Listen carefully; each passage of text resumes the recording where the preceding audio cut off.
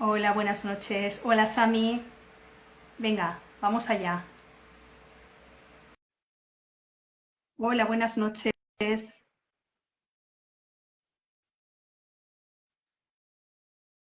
A ver si... Muy bien. Genial. Hola, Samantha. ¿Qué tal? Buenas Buenas tardes. noches. Bueno, buenas tardes. Sí, es verdad que todavía es de día. Con el calor que hace, Sí, sí, tremendo.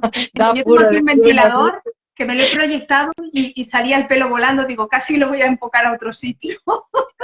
Sí, sí, estamos todos un poco, ¿no?, desesperados con el calor, Sí, pero tremendo, bueno, tremendo. Y hacemos los lo que aires podemos. acondicionados son tan rollo porque al final acabas súper constipado, que no sería la primera vez que me Sí, constipo yo en verano. Bueno, sí, sí, oye, muchísimas gracias, bienvenida a este espacio que gracias. tenemos. Bueno, pues un poco de poner en común, ¿no? Y de hablar de temas bueno, que yo pienso que importan muchísimo, ¿no? Dentro del ámbito de la salud mental y sobre todo no sé, por el desapego y por el desconocimiento que hay de muchos temas, ¿no? Y lo perdidas que están las familias muchas veces. Así que yo desde Asfatac te doy las gracias de verdad bueno, pues por la generosidad de dedicarnos tu tiempo, tu experiencia bueno, y todos los conocimientos que tienes. Además es un tema, la verdad es que muy complicado y últimamente se está repitiendo demasiado, ¿no? Y muchas veces pues es necesario cuestionarse cosas, ¿no? Que hasta ahora han funcionado o cómo han funcionado, ¿no? Ayer mismo escuchaba una entrevista en la radio en la que salía una sexóloga, ginecóloga sexóloga, junto con una persona responsable de la de Gaia y un agente de una policía, ¿no? Y hablaban un poco, cada uno desde su perspectiva, ¿no? Y me interesaba mucho lo que hablaba, lo que decía concretamente la ginecóloga, sexóloga, que hablaba de que es súper importante la formación y la educación, ¿sabes? O sea, cómo acompañamos a nuestros niños, cómo acompañamos a nuestros jóvenes en estos momentos en los que hay tanta información, que ellos son tan inmaduros bueno, y que es tan difícil controlarlo todo, ¿no? Sí, es un tema complicado porque las familias muchas veces llegamos fatigadas, ¿no? Tenemos tantas reclamaciones, tantas cuestiones que cubrir en el día a día. Además de que estamos fatigadas, a veces tenemos sesgos, ¿no? Por ejemplo, con los adolescentes, sesgos que muchas veces nos alejan de ellos, de ellas, en lugar de acercarnos. No hay espacio, no hay tiempo para la escucha activa, para la empatía, para el intercambio intergeneracional. Y esto complica mucho la observación, la conexión y el hecho de estar unidos y unidas ante circunstancias que verdaderamente son graves. A veces como que nos ahogamos en un mar de cuestiones cotidianas. Tú decías, tienen mucha información, pero son inmaduros, son inmaduras. Mira, leía una noticia ayer que la media en España de acceso a la pornografía son los 9 años. Ya Es tremendo, ves. es tremendo esto, ¿no? Porque no se tiene conciencia de la protección a la infancia, de la sensibilidad hacia un proceso tan vital que va a tener una repercusión tan importante en el resto de la vida, como muchas veces niños y niñas afrontan como pueden y como saben eh, imágenes tremendamente abruptas, duras, que igual no están preparadas para observar, pero que en cambio están a tiro de móvil Total. y que cualquiera se las puede mostrar. Yo quiero incidir en que mostrar pornografía a un menor, a una menor, es un delito y es una agresión más, aunque no se le ponga un dedo encima. De hecho, la mayor parte de casos de abuso sexual que vamos a conocer, si es que los conocemos, pero hablamos desde la parte profesional, no conllevan grandes lesiones físicas. Están soterrados, están tapados porque no hay lesiones graves que se puedan detectar, ¿no? Todas tenemos la creencia, todos, de que si un caso así sucediese en nuestra familia o en nuestro entorno cercano, algún niño o niña de nuestro entorno familiar o nos daríamos cuenta, y es un error y es un mito, porque siempre que pensamos en el abuso, pensamos como en el abuso que tiene que ver como mucho en lo físico, pero quiero alertar, pero a la vez también motivar a padres, madres, yo soy madre también, a tener una mirada amplia respecto a todo lo que sucede y cómo sucede, porque es todo un mundo, ¿no? Todo un mundo para el que al menos tenemos que estar leídos, leídas, o saber pedir ayuda a los profesionales, a las profesionales de centros de salud, de administraciones autonómicas que son estupendas, de, por supuesto, cuerpos y fuerzas de seguridad del Estado. Yo soy una defensora de los servicios sociales de base, de la sanidad, de la atención primaria, porque estos profesionales, estas profesionales, son personas hiperconcienciadas, hipermotivadas, son personas, además, muy comprometidas con los casos, con los pacientes, con las pacientes que llegan, y hay que recurrir a las manos y a las voces de personas expertas. Totalmente de acuerdo, totalmente, y sobre todo en un tema tan complicado que además puede traer tantas secuelas y nos puede generar tanto perjuicio, ¿no? No solamente a la familia, evidentemente, sino sobre todo a la persona que tiene todo un futuro por delante, ¿no? Toda una vida plena por delante. Bueno, te voy a presentar, Samantha, porque estamos aquí hablando y probablemente hay personas que han visto el título, han visto tal, pero no saben bien de qué se trata. Yo he querido fijar el tema, pero no he sabido cómo hacerlo. No me lo permite añadir un moderador, desactivar, copiar el... Nada. Así que yo lo que voy a hacer es presentarte. He puesto sobre todo el tema del ASI, de abuso sexual a la infancia. A la infancia, ¿es verdad? Sí, infantil. Pero como se va para arriba, las personas que van entrando no sabrán cuál es el tema hoy. Y como que se sale un poquito de lo habitual que en el fondo vamos a parar a lo mismo, a la salud mental, o sea que no deja de ser lo mismo, ¿no? Pero parece como que queda un poco lejos, ¿no? Y no es así. Porque la mayoría de los casos, a ver, estoy diciendo la mayoría y no son tampoco la mayoría, pero muchos de los casos que nosotros vivimos en nuestra asociación, con nuestras familias, la base es un abuso, el tipo que sea, es un abuso. No tiene por qué ser sexual, pero es un abuso, es un bullying, es alguna situación pues que ha generado un trauma en el futuro, ¿no? A futuro, cuando llegan a la adolescencia, brotan con alguna problemática y bueno, pues si ahondamos, muchas veces podemos encontrarnos que viene de la infancia, ¿no? Te voy a presentar, tenemos con nosotros a Samantha Fernández Canillas, es psicóloga forense, experta en abuso sexual infantil e intervención a víctima de agresiones y violencia sexual. También eres perito de evaluaciones y conflictos laborales por acoso, ¿verdad? Seguramente hay muchas otras cosas, pero eso es lo que yo destaqué en el momento en el que cogí tu currículum. Bueno, pues el tema que vamos a hablar hoy es, bueno, pues todo el que hemos estado comentando hasta ahora y seguramente voy a ser muy desordenada a la hora de hacerte las preguntas porque en realidad es un tema que yo no he tocado demasiado, pero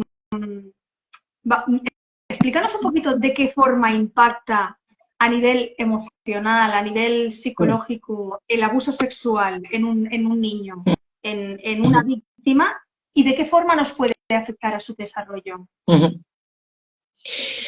Bueno, sobre todo yo diría que respecto al abuso sexual infantil no podemos hacernos esquemas cerrados. Yo creo que esto es súper importante en general siempre que tratemos a un menor, a un niño o una niña. El hecho de entender que va a tener un itinerario o que va a seguir un itinerario de progreso o incluso un cuadro de sintomatología muy concreto, ¿no? O que puede impactar de un modo u otro. Hablábamos antes, tú has mencionado la palabra trauma y claro, todas las personas que nos están escuchando, entre nosotras mismas como profesionales, hemos tenido la tendencia desde hace años, o sea, tiro a lo mejor de 20 años hacia atrás, de hablar siempre del trauma.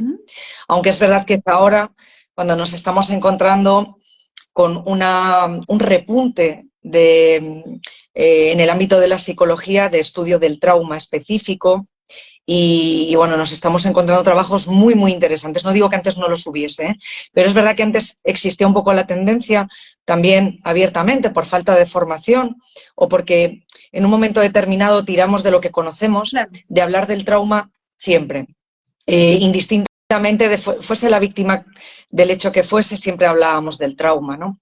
Con el tiempo nos hemos dado cuenta de que el hecho puede ser a ojos de la sociedad traumáticos, pero la persona puede tener unas capacidades de afrontamiento muy diversas, nada predecibles, y que esa persona puede, en un momento determinado, no llegar a tener ese punto de desconexión que a veces conlleva el trauma. Hablo de desconexión porque para mí el trauma es como, no sé si podemos llegar a recordar la imagen de la película que ahora no recuerdo, pero que era de Amenábar, del tsunami en Tailandia, creo, ¿no? Creo recordar. Lo imposible, lo imposible. Exacto. Genial.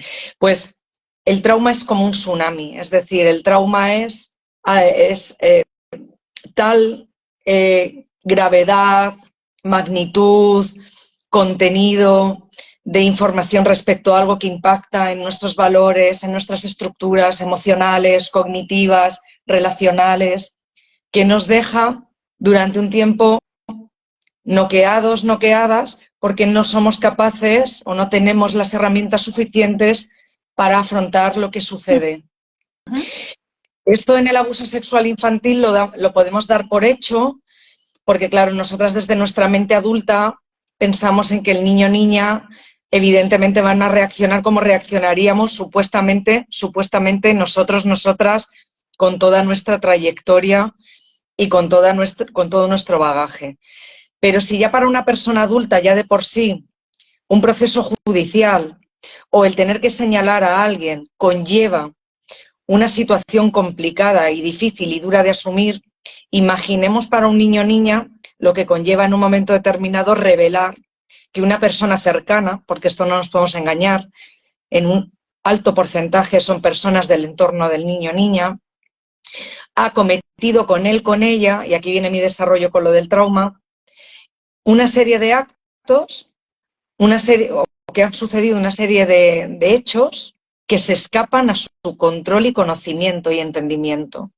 Por eso muchas veces el abuso se da en entornos en los que el agresor, y hablo de agresor porque efectivamente los porcentajes de casos denunciados y de casos sentenciados hablan del agresor como un varón, ¿de acuerdo? Entonces, por eso hablo del agresor, porque se sostiene con los datos objetivos que tenemos, mientras que el porcentaje de mujeres es bajísimo.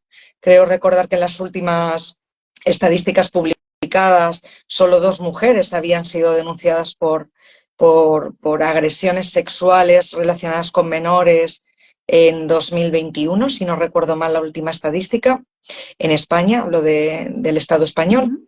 Entonces, claro, todo esto, pensar que puede impactar en un niño o niña desde un punto de vista de un trauma, es presuponer mucho. Es decir, tenemos que dar la oportunidad a que el menor, la menor, sean capaces de trasladarnos en qué medida se han visto afectados o afectadas e intentar no influir nunca, no contaminar nunca ni su proceso, ni su desarrollo, ni su evolución.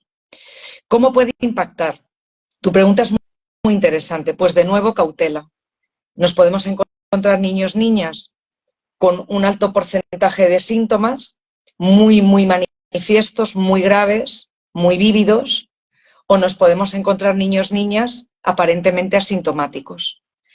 Todo tendrá que ver con su entorno, con la accesibilidad emocional de su entorno respecto al hecho, cómo se ha dado la revelación, qué datos tiene el entorno, cómo el entorno ha podido sostener a este menor, cómo se le ha podido proporcionar un acceso a un tratamiento o, si no a un tratamiento, porque claro, podemos encontrarnos una fase muy embrionaria en la que el menor, la menor, no encuentren sentido a lo que hacen con esta señora o con este señor, que van a un despacho que papá y mamá les llevan. Es decir, tienen que empezar a encontrar como las piezas del puzzle Y en eso los adultos, las adultas que estamos a su alrededor, de un modo sano y de un modo muy respetuoso les podemos ayudar, ¿no? A que identifiquen esas piezas, pero tendrán que ser siempre ellos, ellas quienes hagan el puzzle.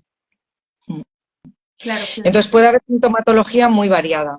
A veces se ha confundido también con trastornos de la alimentación, porque dentro de la sintomatología, que es amplísima, amplísima, nos podemos llegar a encontrar, pues efectivamente, vómitos, falta de apetito, en un momento determinado no comer y ocultar la comida, en un momento determinado suplir la comida con otras cuestiones, porque efectivamente sí que nos podemos encontrar con un menor, una menor que está en una fase de recomposición. Y en esa fase de recomposición, su sistema de afrontamiento, sus herramientas, se van a agarrar a 1000 alternativas que se pueden encontrar, algunas de ellas sanas y otras de ellas no sanas. Entonces, yo ahora me planteo lo siguiente. Claro, aquí estamos hablando de una posible tratamiento o de acompañamiento a través de un profesional, pero ¿qué indicadores nos serían significativos a la hora de...? Porque, claro, a lo mejor el niño o el joven no nos ha dicho nada, no nos ha explicado nada, pero nosotros vemos cosas. ¿Qué cosas nos pueden hacer pensar, tampoco sin llevar a cosa hecha, ¿no? A una información clara de que está pasando algo? Claro, lo primero es importante para padres, madres, educadores, educadoras que estamos en torno al niño o niña, no tomar ninguna actitud punitiva simplemente por nuestras propias conclusiones, ¿no? Efectivamente, esta es una cuestión lo suficientemente grave como para que se necesite siempre de observación externa y de una triangulación de información facilitada por profesionales. Todos estos profesionales que he mencionado antes, ya sean personas sanitarias, ya sean trabajadores, trabajadoras sociales, educadores, profesionales del ámbito educativo, son personas que conocen los protocolos de cada una de sus comunidades autónomas y en el caso de los hospitales tienen protocolos específicos. Por lo tanto, confiemos siempre en el papel de estos profesionales, de estas profesionales, que además reciben formaciones puntuales y actualizadas respecto a cómo se tiene que actuar ante estos casos. Pero imaginemos, como tú bien has dicho, que notamos algo. Bueno, claro, si son sintomatologías físicas y hay evidencias, y cuando digo evidencias me refiero a que cuando las mamás y los papás vamos a lavar la ropa, nos fijemos en que hay algún tipo de residuo, en que nos fijemos si hay algún tipo de sangrado. Me refiero siempre a cuestiones que no tienen por qué estar ahí, ¿no? Evidentemente, si tienen que estar por la circunstancia que sea, pues claro, contaremos siempre con que nuestro hijo o hija adolescente hemos sido capaces entre ella y yo, entre él y yo, de crear un entorno de confianza o al menos de comunicación efectiva. Pero imaginemos que estamos hablando de casos de niños, niñas muy pequeñitos, muy pequeñitas, que la supervisión de los papás y las mamás es diaria, en el baño diario y demás. Si encontramos sintomatología, lesiones físicas, de cualquier tipo que nos llame la atención y que digamos esto no tenía que estar aquí, pues podemos acudir, por supuesto, a nuestro centro de salud más cercano, sin alterarnos, pero con la necesidad de contrastar con la opinión de un profesional, ¿vale? Esta profesional nos puede decir, pues mira, esto es fruto de una infección, esto es fruto de qué clase de infección, tal. Si evidentemente ya, claro, se nos da un diagnóstico, por ejemplo, de una enfermedad de transmisión sexual o de una cuestión que nada tiene que ver con el entorno del menor de la menor, en el sentido de que no tiene que ver con su etapa evolutiva ni con su desarrollo, pues efectivamente ya tenemos ahí una información que ya no solo nosotros y nosotras, sino que ya este profesional o esta profesional nos va a ayudar a canalizar, ¿vale? ¿Qué más cuestiones podemos encontrar? Vale, esas serían como las objetivas en el sentido de que se ven, se tocan, se palpan, se huelen, y yo hablo muy claramente porque hay que tener esta mirada, ¿no? Vale, cambios de conducta. Claro, y tú me puedes decir, no, Claro, pero es que el niño o niña es que está triste porque el hermanito se ha ido al campamento. Vale, pues efectivamente vamos a observar esa tristeza, vamos a observar esa capacidad adaptativa, vamos a observar si el menor o la menor referencia abiertamente que echa de menos al hermano o a la hermana y por eso está triste. Es decir, muchas veces los adultos y las adultas ponemos voz en el menor sustituyendo su palabra. Y este es uno de los mayores silencios a los que se enfrentan los menores. Y nos pasa lo mismo con los adolescentes, con las adolescentes, con los jóvenes en general. Damos por hecho sus reacciones, damos por hecho que tienen un origen que nosotros conocemos. Y en muchos casos no es así.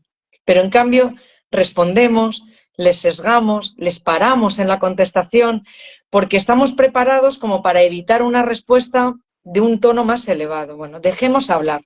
Yo siempre digo, hay que dejar hablar, aunque sea desde el enfado y aunque sea desde la ira, hay que dejar hablar, hay que dejar expresar a nuestros hijos y a nuestras hijas.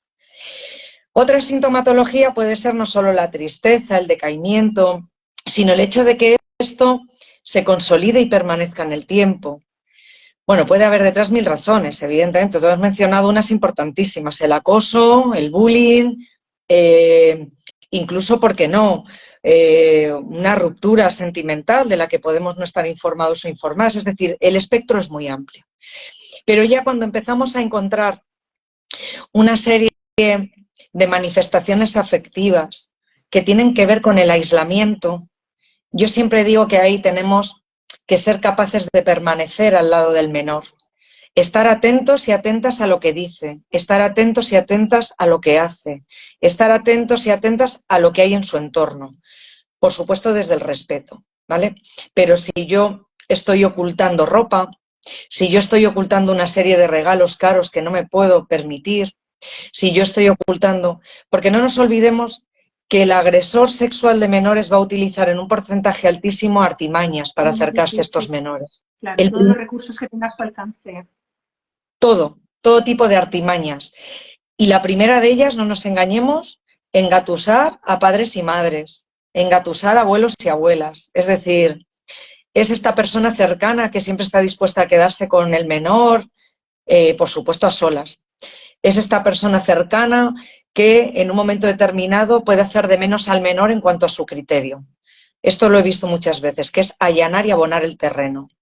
Jolín, con Alicia, no hace más que mentir, ¿eh? Es que hoy ha venido y me ha contado que la ibais a llevar al parque Warner o al parque de atracciones y eso es mentira, ¿verdad? No la ibais a llevar porque con las notas que ha sacado, esta persona está desprestigiando y está tirando por tierra el testimonio del menor y lo va preparando de forma concienzuda. El hecho de los regalos, el falso enamoramiento que manifiesta a la víctima, el hecho de hacer entender que la víctima es especial, que la víctima no va a ser creída por sus padres o por sus madres, ¿no? Es todas estas artimañas que de forma concienzuda, planificada y que con toda la intencionalidad del mundo despliega el agresor, es algo que tenemos que contrastar también en las preguntas diarias. No solo tenemos que preguntar qué tal el cole, qué tal las amigas, qué tal el cole, con quién has estado hoy, dónde habéis ido, ¿y qué habéis estado haciendo? ¿Y qué te cuenta? Y no es un interrogatorio, pero los padres y las madres desde el cariño, desde la confianza, desde la intimidad que tenemos con nuestros hijos e hijas, podemos permitirnos el profundizar en recabar información que sin duda no tenemos que dar por hecho que es buena. Claro, Samantha, pero aquí se me ocurre algo. Yo pienso, por ejemplo, en la etapa adolescente, ¿no? Que tienen tanta necesidad de desapegarse de sus familiares, que les molesta tanto que se les cuestione, ellos quieren un poco hacer la suya, no quieren estar pautados, no quieren estar ahí bajo el yugo de la familia, de los padres, de las madres. Claro, ahí sería importante, claro, porque cuando ellos se encuentran con una serie, un tercer grado de esas características, pues a veces es muy difícil hablar con ellos. Claro, muchas veces lo que también podemos hacer es poner a su disposición el que hablen con personas de confianza o con personas que en un momento determinado pues pueden llegar a realizar como una labor de escucha activa y además de orientación. No se nos olvide que en muchas comunidades autónomas, pongo el ejemplo de Fundación ANAR, tienen un teléfono al que se le puede decir al adolescente, oye, mira, simplemente llama, si hay algo que te preocupa, no hace falta que me cuentes los detalles, pero intenta contar siempre con la opinión de una persona que te va a escuchar, que no te va a ver la cara, que va a ser una llamada telefónica, que te va a dar una orientación correcta. Y así hay también servicios en las diferentes comunidades autónomas, hay educadores y educadoras en los centros de servicios sociales, hay orientadores en los institutos. Tenemos que también darles la oportunidad de tener a una persona de referencia que, sin ser nosotros o nosotras, sea una persona que le pueda dar una información veraz y una información ajustada a lo que necesita. Mira, muchas veces ahora, después de la pandemia, los psicólogos y psicólogas hemos descubierto muchas cosas. Yo, por ejemplo, en mi caso, yo ya hacía sesiones online antes de la pandemia y gracias al Colegio de Psicólogos y Psicólogas de Madrid, pero cualquier colegio de psicología de cualquier comunidad autónoma, teníamos cursos gratuitos para las personas colegiadas donde ya se nos hablaba de lo que era la asistencia online, ¿no? De los casos, por infinidad de circunstancias, porque hay personas que no tienen tiempo, porque hay personas que viven cualquier barrera arquitectónica, evidentemente, como un obstáculo claro o que no tienen recursos de movilidad. Bueno, pues hemos descubierto después de la pandemia que las sesiones online son estupendas para las personas que en un momento determinado, en una edad, en una franja de edad concreta, quieren hablar de cuestiones que son dolorosas. ¿Y por qué? Porque al menos yo lo hago con mis pacientes, yo siempre les digo que pueden apagar la cámara cuando quieran y que se pueden, a diferencia de la sesión física, salir en un momento determinado con el compromiso de que me avisen al ratito y que se vuelvan a conectar para hacer un cierre, es decir, para que no se quede todo abierto. O que en un momento, exacto, o tener también la flexibilidad de si hoy no has tenido un buen día, que hoy no te conectes a la sesión, pero que marquemos sesión en las siguientes 24 o 48 horas, es decir, darles un poco de margen. ¿Por qué? Porque los nativos digitales ya no tienen tanto reparo como teníamos nosotros, nosotras, ¿no? Hablo de personas ya de cierta edad, igual de la treintena en adelante, para poder hablar a través de una cámara. Esta práctica que estáis haciendo vosotras es fantástica, porque hablamos de temas que son complejos o que pueden conllevar una explicación amplia y lo hacemos a través de una red social como es Instagram. Entonces, ser permeables. Y esto también hay asociaciones que ya lo hacen, o centros de atención y de apoyo que también hacen telepsicología a través de aplicaciones. Y el mero hecho de no estar físicamente, hay veces que ayuda a las personas jóvenes, a las personas adolescentes. Ellas no requieren tanto el contacto físico para esto. Estoy de acuerdo. Muchas veces que ellos a lo mejor no tienen ganas o no les apetece, es algo a favor el hecho de que no tengan que desplazarse, ¿no? Sí. Digamos que elimina uno de los pros, o mejor dicho, de los contras, que ellos pueden justificar como que no me apetece hacer determinadas cosas y puedes, bueno, pues el tener la posibilidad de hacerlo online es muy fácil y facilita mucho las cosas, tienes razón. Y luego otra cuestión que creo que también tiene que ver mucho con las personas jóvenes, o al menos es lo que yo percibo en mis pacientes, es que la etiqueta de víctima no es fácilmente asumible. Me explico. Evidentemente que una persona sea reconocida socialmente como víctima de un delito, de una agresión, es necesario. Es necesario, lo primero, para poner veto al agresor. Es necesario para que ella tenga una consideración específica en el marco legal. Y también porque sabemos que muchas veces la sentencia es reparadora o tiene unas consecuencias reparadoras en la víctima. Pero sí que me estoy encontrando personas de 14, 15, 13, 18, 19, que me dicen, Samantha, conmigo no va la palabra víctima. Esto forma también parte de esto que comentaba al principio, de respetar el proceso y el momento de cada una de las personas, independientemente de que las personas que desde fuera queremos a esta niña, a este niño, a este joven, sintamos el dolor por ella y entonces digamos, tú eres víctima, ¿no? O tienes que hacer algo, ¿no? Porque esto es algo, ¿no? Yo como madre me pongo en este rol y digo, claro, evidentemente yo quiero la mayor justicia para mis hijas y quiero la mayor reparación para mis hijas y que por supuesto estén en un proceso que si sucediese algo tuviesen a su mano los recursos necesarios, ¿no? Necesario, sí. Pero muchas veces la persona nos sorprende y las personas jóvenes en este sentido nos están sorprendiendo mucho. Sí, pero ellos manifiestan que no quieren sentirse victimizados. ¿Y No. cómo actuar para que no se sientan victimizados?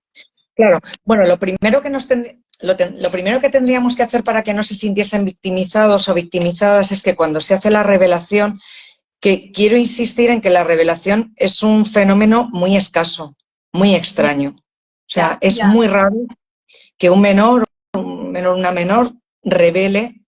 También es verdad que es un acto espontáneo, que de repente surge y lo van a hacer con una persona evidentemente de confianza o que entiendan que está dentro de su marco o círculo de seguridad y que además es una persona que a lo mejor tiene esa capacidad de poder hacer algo, ¿vale? Claro, ya estamos hablando de unas edades en las que el menor o la menor es consciente de que lo que ha sucedido, y esto, claro, en edades... no es habitual o no corresponde. Claro, en edades muy chiquititas y luego teniendo en cuenta lo que hemos dicho de que la mayor parte de los abusos no son lesiones graves, sino que son, pues eso, tocar a un menor, besar a un menor, tomarle fotos, mostrarle pornografía, exhibir en un momento determinado, bueno, pues partes específicas de la anatomía, es decir, ¿vale? Esto, claro, tiene que tener una edad muy específica el menor, muy concreta, ¿no? Haber cruzado una barrera para poder entender que esto que ha sucedido no es el contexto habitual. Hay contextos familiares tan complicados que esto lleva años, ¿no? Yo ahora también en consulta tengo personas adultas que han sido víctimas. Me contaba hace poco una paciente, Samantha, yo he sido víctima hasta los 22, 23 años, o sea, quiero decir, víctima recurrente por parte de mi padre, ¿no?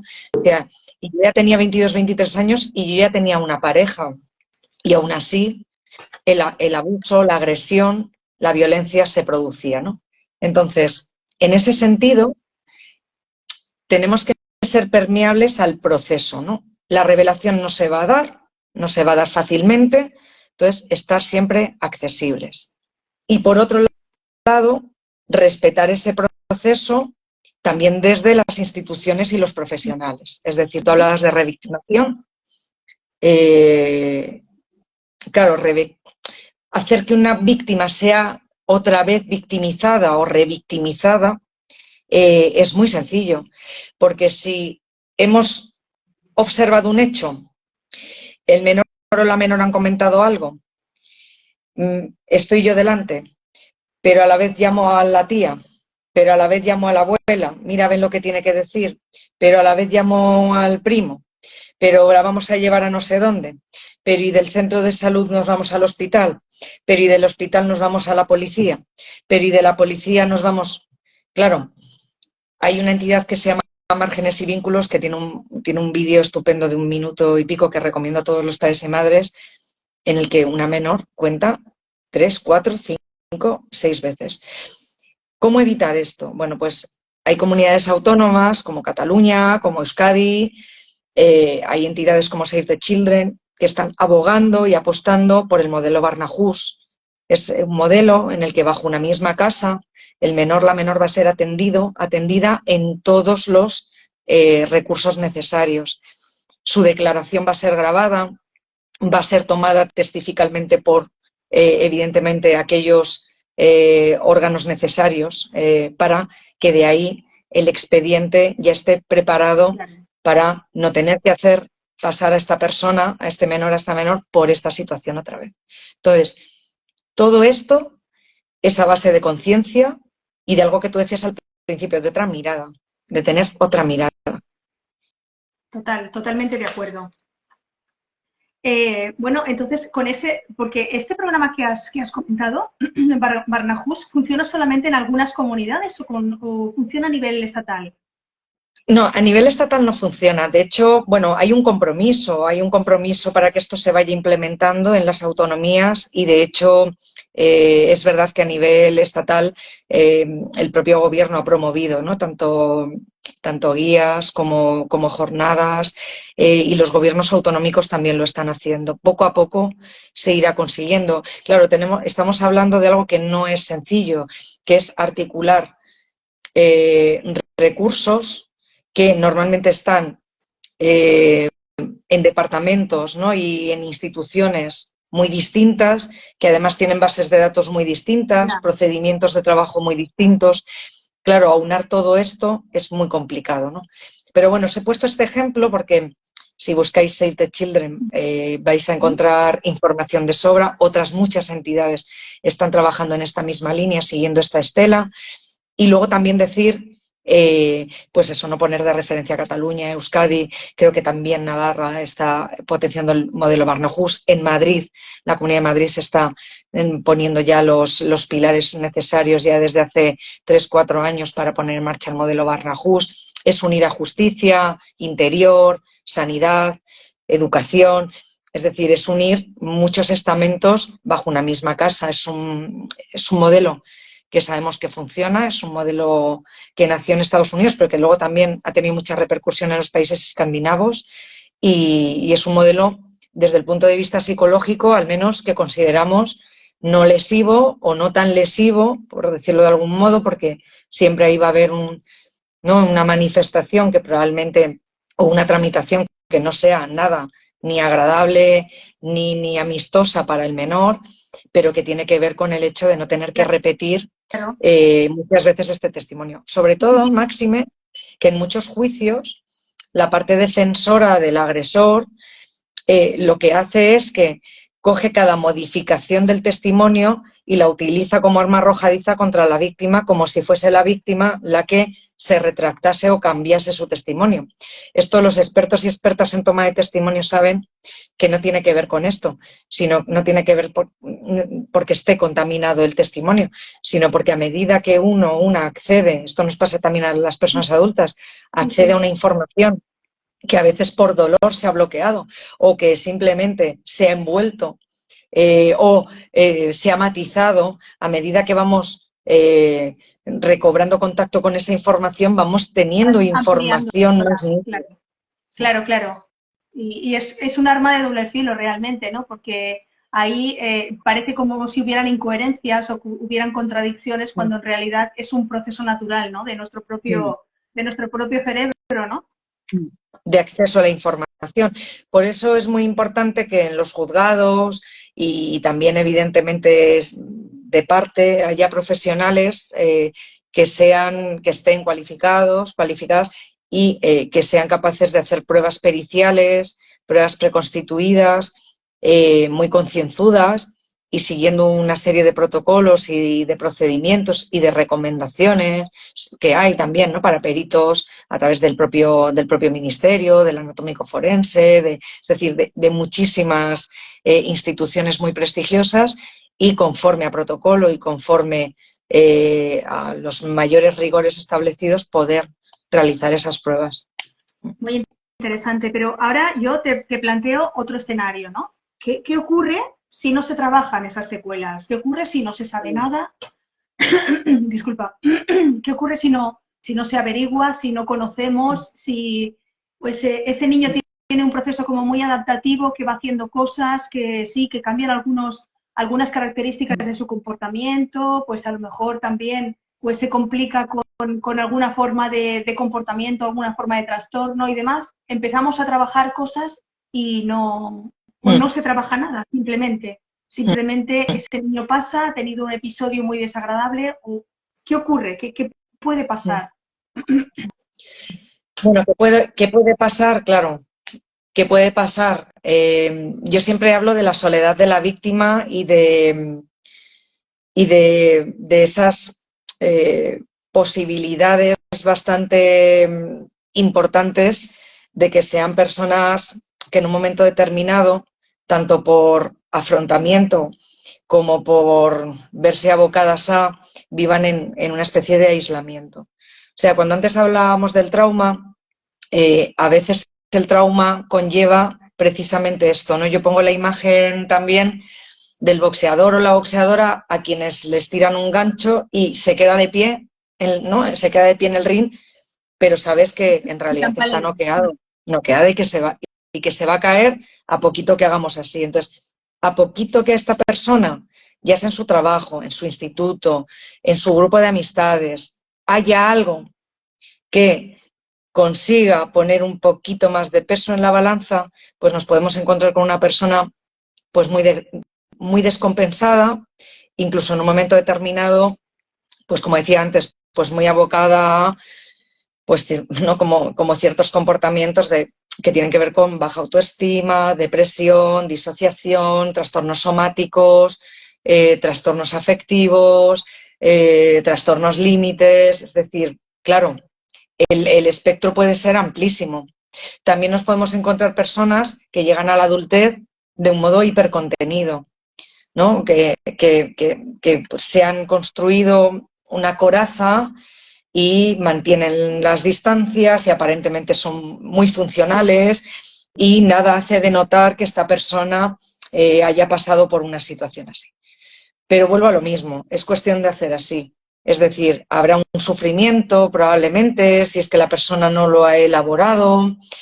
Como digo, yo siempre dejo abierta la puerta de que la persona pueda elaborar y que pueda tener capacidades específicas para poder sobrellevar esta vivencia y hay que respetarlas.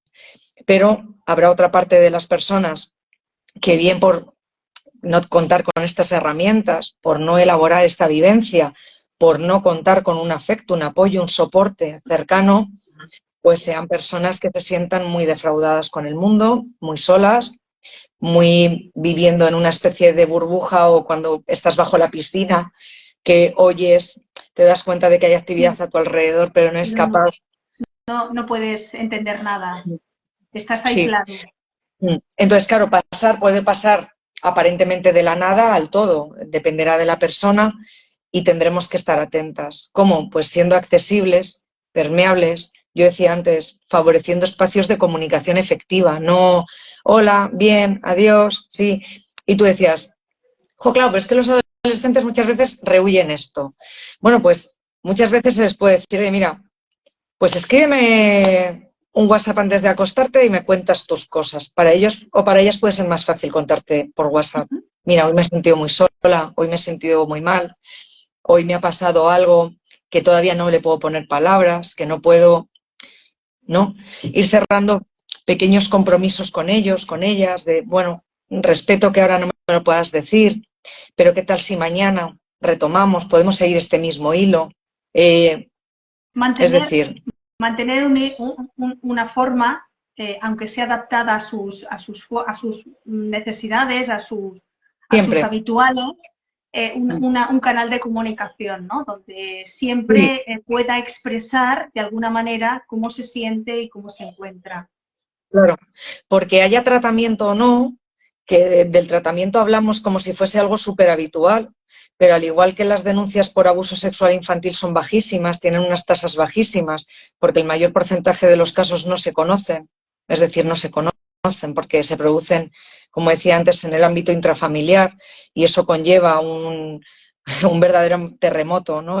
Dentro de la familia, que muchas veces la familia no es capaz de integrar, no es capaz de asumir y desborda no solo a la víctima, sino que desborda a todo su entorno y se pueden dar circunstancias muy complejas, entre hermanos, o sea, circunstancias muy intrincadas y muy difíciles de desmadejar. Mira, precisamente, disculpa Samantha, precisamente la semana pasada tuvimos una entrevista con una persona que había recibido abusos de los, ahora no recuerdo exactamente, pero creo que de los 11 a los 15 años por parte de su padre, precisamente.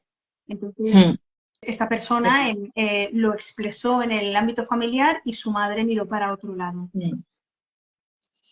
Claro, o sea, nosotras nos quedamos de nuevo desde la mirada social de cómo esa madre puede mirar para otro lado. Claro, pero algo estaremos haciendo mal cuando sabemos que la mayor parte de los casos se dan en el ámbito intrafamiliar y en cambio denuncias hay muy pocas. Y luego ya si hablamos de sentencias, muchas menos. ¿no? O de condenas. Entonces, el tratamiento, como decía antes, que parece que es algo que no, o sea, venga, pues no, a ver, los tratamientos públicos son los recursos que hay y los profesionales y las profesionales de la salud mental hacen un auténtico esfuerzo brutal por llegar, pero ya sabemos que están muy desbordados, muy desbordados, no se puede. Los tratamientos privados, claro, estamos hablando de entre 60 y 100 euros la sesión. Es decir, no todas las familias pueden pagar semanalmente o quincenalmente entre 60 y 100 euros. Y no se trata solamente de una sesión, es una cantidad de sesiones claro, que no se sabe de entrada cuántas pueden ser. Claro, no son pocas. Exacto, porque es verdad que muchos profesionales del ámbito de la psicología lo que hacemos es, venga, una primera sesión, recogemos, enmarcamos, pero en esta primera sesión puede no salir nada o puede salir todo, no lo sabemos. Puede que la persona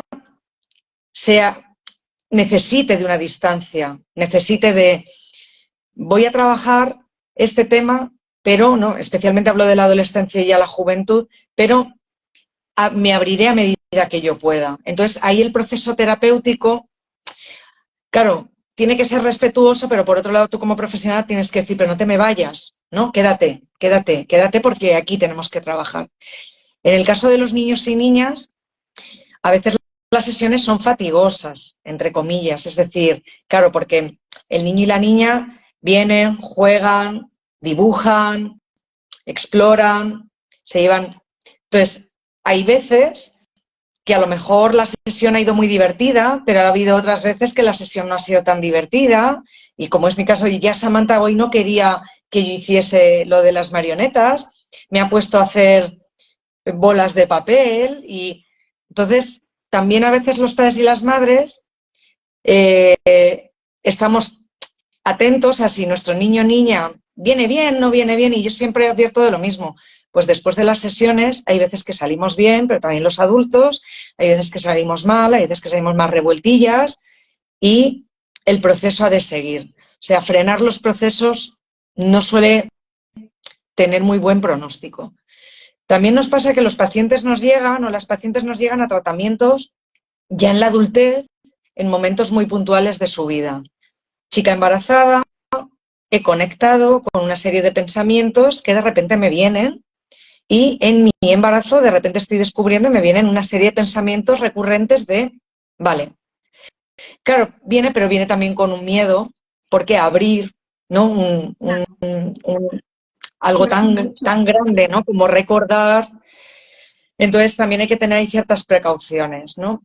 Chico que en su primera relación sexual, consentida, por supuesto, viene diciendo que sufre cierta disfunción eréctil porque, ¿qué me pasa? Se me cruza una idea, se martiriza mucho por los cánones y los estereotipos sexuales, sobre todo con las masculinidades, y de repente viene con mucho miedo, viene con mucho resquemor y necesita, ¿no?, que esa angustia sea recogida, hilada en una madeja, que cobre forma. Entonces, estas cuestiones llevan tiempo, llevan desgaste, pero lo que pretendemos siempre las dos partes es que, claro, evidentemente terminen o concluyan en un proceso de conocimiento, aceptación, de amor hacia ti misma.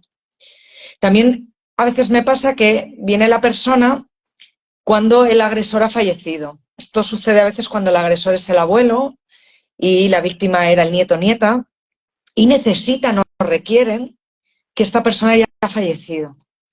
Mira, hay una técnica que yo utilizo a veces, es que, por supuesto consentido, trabajamos o bien en el espejo o bien en una grabación y relatan a lo mejor un episodio que no es de los excesivamente lacerantes o hirientes y es muy curioso cómo la persona identifica en su testimonio que a veces, ¿no?, matifica, ¿no?, como minimiza cuando habla del agresor o de, ¿no?, que ya ha fallecido y de repente habla de la persona como, bueno, tal. Entonces cuando se ven, dicen, madre mía, ¿no? Cómo me he quedado con el concepto abuelo, que era un concepto social, ¿no? Un abuelo, claro, evidentemente esta figura que tenemos del abuelo, ¿no? Esa figura entrañable. Y, claro, como socialmente en mi entorno nadie sabe que esto ocurrió, yo sigo hablando así de mi abuelo a veces, dice incluso en sesión, ¿no? Te dicen a veces en sesión incluso sale de ese discurso aprendido, ¿no? Es muy complicado todo, pero Es, pero es complicado, de verdad que sí que lo es. Y a nivel legal, a nivel político, ¿hay alguna herramienta? ¿Se crea algo para prevenir este tipo de cosas? Porque hemos hablado de cómo abordarlo, de si se explica, si lo explica la persona afectada, el niño, el joven, cómo se puede abordar, si se trabaja, qué puede ocurrir, si no, qué puede ocurrir si no se trabaja, pero a nivel social, a nivel político, legal, ¿de qué forma se pueden prevenir este tipo de abusos? ¿Cómo se puede proteger a los niños, a los jóvenes, a los adolescentes, a los menores? Bueno, las comunidades autónomas y los ayuntamientos tienen programas específicos de prevención del abuso sexual infantil o prevención de las violencias, ¿no? O de las agresiones sexuales, ¿no? Entonces, dependiendo de la comunidad autónoma, hay veces que son personas que se desplazan a los centros, a veces son agentes tutores, a veces son los propios centros especializados los que realizan campañas específicas de concienciación. Hay también fundaciones y asociaciones que promueven la formación a profesionales. Los propios profesionales, a su vez, o las propias profesionales, también participan de actividades específicas de divulgación. Hay mesas, hay observatorios contra las violencias que ya incorporan esta visión también de las violencias sexuales hacia los menores y hacia las menores. Los centros, ¿no? Como decía antes, las propias mesas también de convivencia, las comisiones, hacen un trabajo y una labor que parece que es muy silente, pero que es en realidad de los pocos lugares de los que podemos rascar padres, madres y los propios chavales y chavalas información, porque, como digo, los sesgos, los estereotipos, lo que hacen es siempre intentar acallar, ¿no? Incluso los comportamientos de parejas, ¿no? De cómo se puede producir una agresión sexual por tu propia pareja. Claro, cuando hablas de esto con chavales y chavalas de 13, 14, a mí a veces me pasa, ¿no? ¿Cómo? ¿Pero cómo dices eso, Samantha? Y tal. Sí, claro. Tú tienes que mantener relaciones sexuales cuando quieras, como quieras, con quien quieras, sin sentirte presionado o presionada por nadie, ¿no? Entonces, todo esto, o el acoso callejero, ¿no? Hay una entidad que es Plan Internacional, que os la recomiendo también. A mí me encanta recomendar fundaciones, asociaciones, y porque creo, ¿no? que creo en la labor específica que se hace desde las ONGs, ¿no? Desde el tercer sector. Pero Plan Internacional... Plan Internacional, tal cual. Sí, Plan Internacional. Plan Internacional tiene ahora mismo un programa, un proyecto que puedes acceder a su web sobre acoso callejero, en el que se identifican puntos clave en la geografía española, en varios lugares de la geografía española, sobre el acoso callejero y cómo prevenir a las chavalas, especialmente, que son las principales víctimas del acoso callejero, niñas y adolescentes y jóvenes que quieren regresar a casa tranquilas y que no quieren que mientras cruzan un paso de cebra nadie les diga nada, ni las sigan. Efectivamente, estamos ya cansadas de ese tipo de actitudes que no es que sean incívicas, sino que ahí, hombre, lo tendrá que decir evidentemente un juzgado, ¿no? Pero ya me adelanto yo a decirte que ni como mujer ni como madre estamos dispuestas a permitir. Y esto sucede. ¿Cuántas cosas como esas no hemos vivido, ¿no? Claro, pero yo, por precisamente ejemplo, en mi adolescencia y en mi juventud y en mi adultez muchas veces. Claro. Pero precisamente creo que no hay ni una sola mujer que no haya vivido una situación así.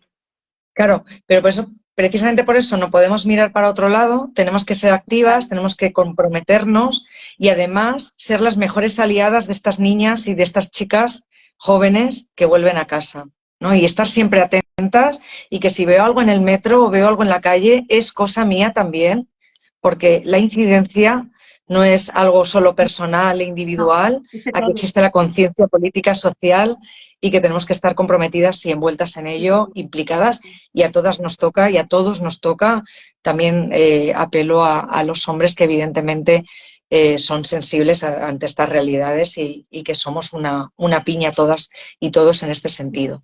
Hay que aislar al agresor y desde luego no dejar tampoco accesibles, desvalidos, vulnerables a nuestros menores.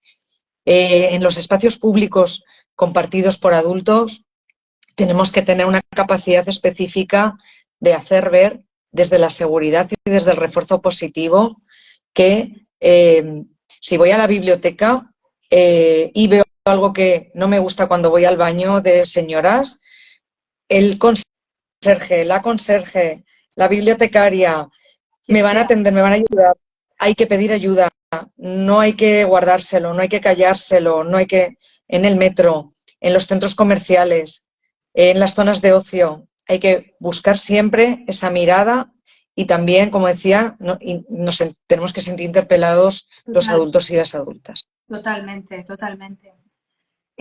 Mira, un poco en la línea de lo que estábamos hablando, precisamente en la entrevista que escuché yo ayer en la radio, hablaba precisamente esta psicóloga, no era psicóloga, ginecóloga y sexóloga, hablaba precisamente de que a su consulta recientemente había venido una madre junto con su hijo adolescente de 19 años que venía pidiendo ayuda. Era la madre la que le pagaba la sesión y era la madre la que lo acompañaba. Seguramente ella misma le había aconsejado que lo hiciera y él se sentía muy mal y decía, mira, es que yo tengo una relación desde hace 2 años con una chica, me consta que esta chica no se le va la cabeza, ni es una loca, ni es exagerada, pero me siento mal porque ella me ha manifestado que yo soy muy exigente, soy muy agresivo a veces, defiendo determinadas situaciones con agresividad y me siento mal por ello, ¿no? Yo creo que es un buen síntoma, ¿no? Cuando uno toma conciencia de que algo no está yendo bien y busca a un profesional, ¿no? Y en este caso era un chico joven, no era una mujer, ¿no? Es un poco... apelabas tú un poco a los hombres también en este sentido, ¿no? Que también tienen algo que ver con todo esto. Y simplemente era un ejemplo que yo ponía y que me parecía como de mucha responsabilidad, ¿no? En este sentido. Sí, tenemos que normalizar pedir ayuda claro, en España hemos hablado que después de la pandemia como que está en boca de todos el término salud mental, pero es verdad que a veces ni siquiera lo usamos bien, ¿no? Hay veces que no lo usamos bien en nuestra vida cotidiana, ¿no? Porque sigue habiendo estigma hacia la salud mental, porque sigue habiendo un desconocimiento absoluto, porque a veces se mezcla la salud mental con otros procesos que nada tienen que ver con la salud mental, pero aún así, bien por el dinero, bien porque a lo mejor escasean profesionales, bien por el tabú, bien por, en realidad, siguen llegando pocos casos para el sufrimiento que sabemos que hay ahí fuera.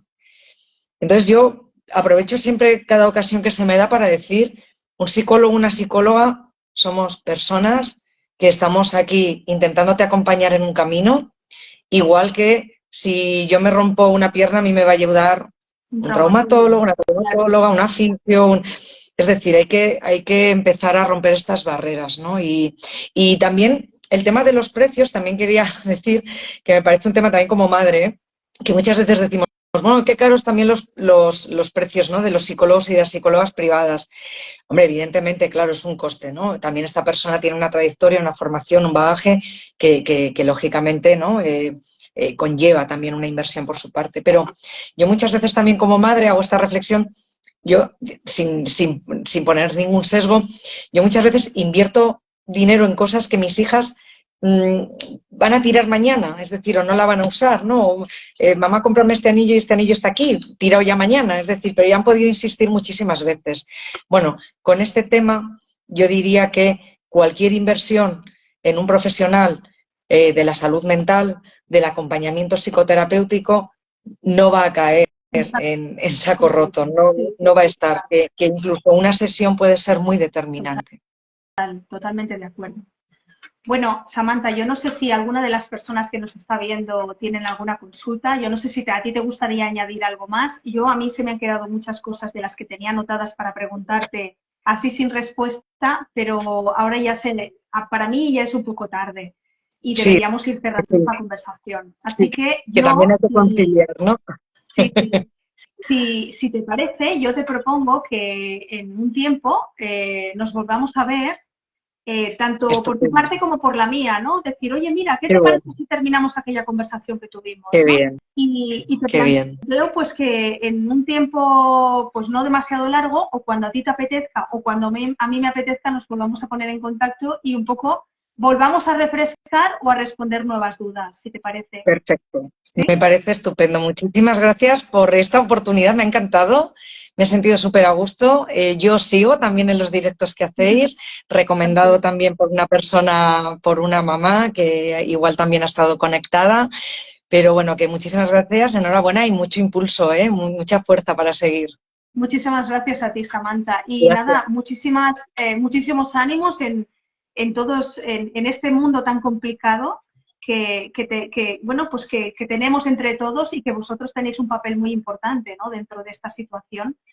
Si te parece y si quieres, yo voy a compartir este directo con tu perfil para que tú lo puedas colgar sí o no, como tú quieras. Estupendo. No sé si sabes cómo se descarga, pero te llegará un aviso. Genial. Pues muchísimas gracias, Samantha. Estamos Muchísimas gracias, ¿vale? a ti. Un placer y gracias a todos y a todas las personas que han estado. Gracias. Un beso. Adiós. Adiós.